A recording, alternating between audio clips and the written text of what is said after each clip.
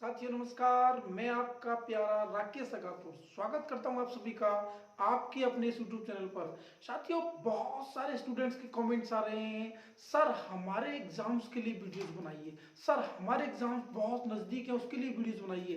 तो साथियों मैं आप सभी की बाहरी डिमांड पर आप लोगों के लिए वीडियोस लेके आ गया हूँ पैसिव वॉइस रिलेटेड।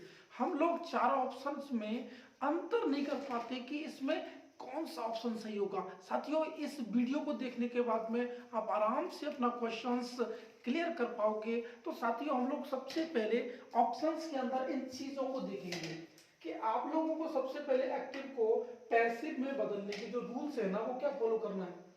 पहले आपको देखना है कि एक्टिव वॉइस के ऑब्जेक्ट को पैसिव वॉइस में सब्जेक्ट में बदला गया है कि नहीं बदला गया। दूसरा, उचित हेल्पिंग वर्ब मेन जो अंतर करता है ना गाइस, आपके चारों ऑप्शन में ये वाला पॉइंट ये सबसे ज्यादा पूछा जाता है कि उसने हेल्पिंग वर्ब को सही ढंग से चेंज किया है कि नहीं चेंज किया, वो पूछेगा। दूसरा, पैसिव वॉइस में हमेशा वर्ब की थर्ड फॉर्म का प्रयोग करते हैं, ये चीज आपको गांठ बांध लेनी है। थर्ड फॉर्म हमेशा पैसिव वॉइस में आती है, कभी भी ना तो सेकंड आती है ना ही फर्स्ट आती है।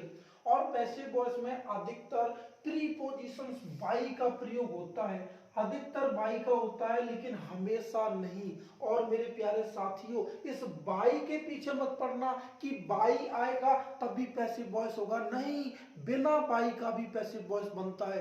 अधिकतर जो पैसिव वॉइस बनता है ना वो बिना बाई का भी बनता है। आपको मेनली क्या देखना है, सब ऑब्जेक्ट का सब्जेक्ट देखना है और हेल्पिंग वर्ब देखना है और वर्ब की थर्ड फॉर्म देखना है। यहां तक का आपको मेन चीज ये फॉलो करनी है। कैसे करनी है मैं आगे आपको बताऊंगा। अगला आपको पांचवा नंबर, एक्टिव वॉइस के सब्जेक्ट को पैसिव वॉइस में ऑब्जेक्ट बनाते हैं। क्या बनाते हैं? ऑब्जेक्ट बनाते हैं। अगर आपको इतनी सारी लाइनें याद नहीं हो रही है साथियों तो रामबाण दे रहा हूं, एक सूत्र बनाया हुआ है मैंने, देखो। सबसे पहले आपको क्या बनाना है, ऑब्जेक्ट का सब्जेक्ट। ऑब्जेक्ट का सब्जेक्ट देखो लिखा है ना, ऑब्जेक्ट का सब्जेक्ट बनाते हैं। दूसरा, एच बी यानी कि हेल्पिंग वर्ब लगाते हैं। ये कैसे लगाएंगे आगे मैं आपको आराम से सिखाऊंगा। वर्ब की थर्ड फॉर्म का प्रयोग करते हैं, प्रीपोजिशंस बाई अधिकतर लगाते हैं, सब्जेक्ट का ऑब्जेक्ट और अदर्स वर्ड्स को ज्यों का त्यों लिख देते हैं। तो साथियों आगे देखते हैं, एक्टिव वॉइस के सब्जेक्ट को ऑब्जेक्ट बनाना।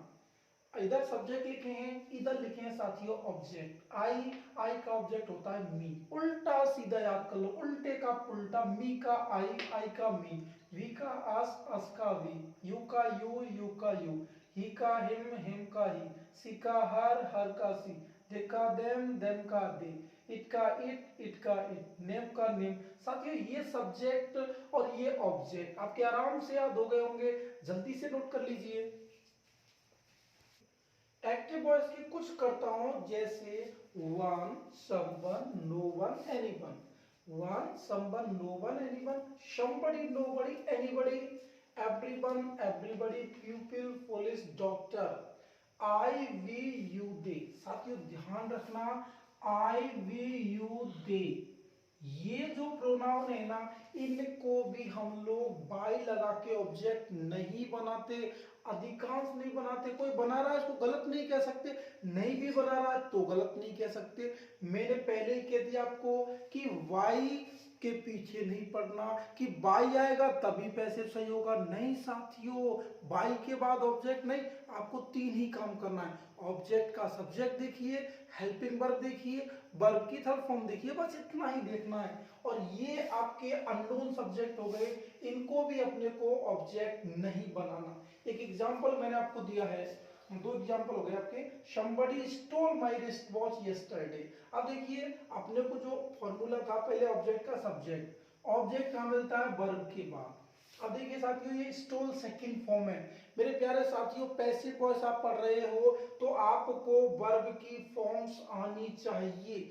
अगर आप लोग अभी तक अनजान हैं तो साथियों आपको फॉर्म्स ऑफ वर्ब की मैं डिस्क्रिप्शन बॉक्स में लिंक दे दूंगा, वहां से जाके आप आराम से नोट कर सकते हैं, उनको सीख सकते हैं। बहुत ही शानदार टिप्स और ट्रिक्स के साथ सिखाई गई हैं। तो साथियों वो जरूरी है आपको, बिना उनके ना तो आपका नरेशन का क्वेश्चन सही होगा, ना ही टेंस का क्वेश्चन सही होगा, ना ही पैसिव वॉइस का, यानी बिना उनके आप इंग्लिश में कुछ भी नहीं सीख पाओगे साथियों।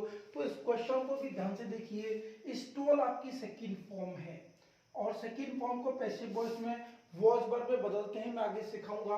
तो वर्ब के बाद में ही आपको ऑब्जेक्ट मिलेगा। तो देखो ये पूरा की पूरा क्या है, ऑब्जेक्ट, माई रिस्ट वॉच। अब इसको पहले बनाएंगे सब्जेक्ट, माई रिस्ट वॉच। ये साथियों आपका ऑब्जेक्ट का क्या बन गया, सब्जेक्ट। अब वॉज वर्ब किसमें चेंज होता है, सेकंड फॉर्म वॉज वर्ब में चेंज होती है। तो रिस्ट वॉच के साथ क्या जाएगा, वॉज। पैसिव वॉइस में हमेशा वर्ब की थर्ड फॉर्म, स्टोल की थर्ड फॉर्म हो जाएगी स्टोलन, स्टील, स्टोल, स्टोलन। अब मेरे प्यारे साथियों इस somebody को आपको बाय लगा के लिखने की जरूरत नहीं है। बाकी क्या बचा, यस्टरडे, तो आप लिख दो यस्टरडे। तो ये अननोन सब्जेक्ट होते हैं, इन्हें हम वाई लगा के नहीं लिखते। अगला देखिए, nobody was knocking at the door. तो नॉकिंग आपकी वर्ब हो गई, आईएनजी लग रहा है, ऑब्जेक्ट क्या हो जाएगा, द डोर।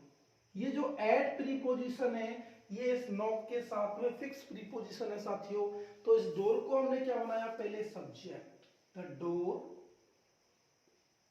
वॉज वर्ब ही रहता है, लेकिन आईएनजी वाला होता है, ये चेंज होता है बीइंग में, वॉज बीइंग। अब नॉक की तरफ फॉर्म क्या हो जाएगी, नॉक्ड। क्या हो जाएगी साथियों, नॉक्ड हो जाएगी। लेकिन इस नोबडी को आपको बाय लगा के नहीं लिखना। एक चीज ध्यान रखनी है, इसमें ये जो नो आ रहा है ये एक नेगेटिव वर्ड है, नकारात्मक वर्ड है। जब नकारात्मक की बात करेगा तो हेल्पिंग वर्ब के बाद में आप क्या लगा दोगे, नॉट लगा देना, NOT, नॉट आप लगा देना। किसके बाद, हेल्पिंग वर्ब के बाद। तो the door was not being knocked. अब बाय somebody, nobody कुछ नहीं। अब क्या बचा, एट नाइट, एट नाइट। ये चीज हो गई साथियों। अब हम लोग इस चीज को सीखते हैं कि सर ये हेल्पिंग वर्ब आप कैसे चेंज करते हो, तो जल्दी से इसको नोट कीजिए साथियों। टेंस यानी verb, helping verb first form हो सेकंड फॉर्म हो, उसको कैसे चेंज करते हैं, ये वर्ब और हेल्पिंग वर्ब है। ये वर्ब और हेल्पिंग वर्ब हमें कैसे चेंज करनी है, अब ये चीज अपने को मेन इंपॉर्टेंट रोल रखती है। ये टेबल आपको याद हो गई तो साथियों पैसिव वॉइस दुनिया की कोई ताकत आपकी गलत नहीं कर सकती। इस टेबल को याद कर लेना साथियों। अब एक चीज ध्यान से देखिए, वर्ब की फर्स्ट फॉर्म या फिर फिफ्थ फॉर्म। फिफ्थ फॉर्म का मतलब होता है एस या ईएस या फिर डू डज, इनमें से कुछ भी बदलना हो तो इजेएमआर में बदलेंगे। यानी आपके एक्टिव वाले क्वेश्चन में अगर फर्स्ट फॉर्म आती है, एस आता है, डू या डज आता है, तो आपको इजेएमआर वाला ऑप्शन देखना है किस में आ रहा है। सबसे मेन चीज यही है आपके ऑप्शन को क्लियर करने की साथियों। इजेएमआर के साथ में अगर वर्ब का फोर्थ फॉर्म यानी आईएनजी आ रहा है, इज गोइंग, एम गोइंग या कुछ भी डूइंग कुछ भी आ रहा है, तो आपको इजेएमआर के साथ क्या लगाना है, बीइंग। कहने का मतलब प्रेजेंट कॉन्टिन्यूअस और पास्ट कॉन्टिन्यूअस, वर्ब पर आईएनजी और इजेएमआर के साथ आईएनजी। तो इन दोनों में ही इजेएमआर है तो इजेएमआर के साथ बीइंग लगाना है, और वॉज पर है तो वॉज पर के साथ बीइंग लगा के आपको थर्ड फॉर्म लिखनी है। ये वॉज वर्ब के साथ क्या लगा देंगे, बीइंग लगा देंगे साथियों, BEING। और थर्ड फॉर्म तो आपको पता है पैसिव वॉइस में लगानी है, हमने लगाई, हमारे पुरखों ने लगाई थर्ड फॉर्म, हमारे पप्पू पिंटू चिंटू लगाएंगे थर्ड फॉर्म, हमें भी लगानी है साथियों, आप भी लगाओ, थर्ड फॉर्म चलेगी इसमें हमेशा।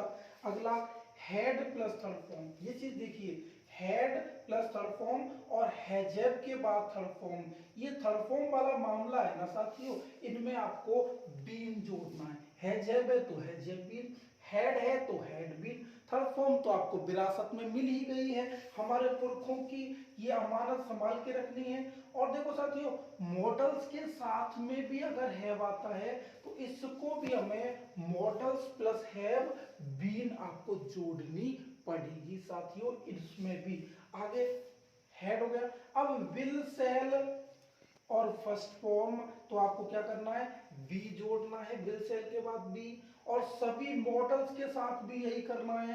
अगर कैन आ गया, could, may, might, must, should, would, जितनी भी मॉडल्स हैं उनके साथ आपको क्या लगाना है, बी लगाना है साथियों। ध्यान रखना, कोई भी ऑप्शन आता है मॉडल्स वाला आने का चांस ज्यादा है मेरे साथियों, इस चीज को आप ध्यान रखना। मॉडल्स के साथ आपको क्या लगानी है, बी। अगर मॉडल्स के साथ हैव आ रहा है तो फिर आपको लगाना है मॉडल्स के साथ हैव बीन। साथियों, बुझी समा भी जल सकती है, बुझी क्षमा भी जल सकती है, तूफानों से कश्ती निकल सकती है, होके मायूस यूं अपने इरादे ना बदलो साथियों। आप लोगों की, हम लोगों की किस्मत कभी भी बदल सकती है साथियों, कभी भी बदल सकती है। जल्दी से इनको कीजिए नोट साथियों,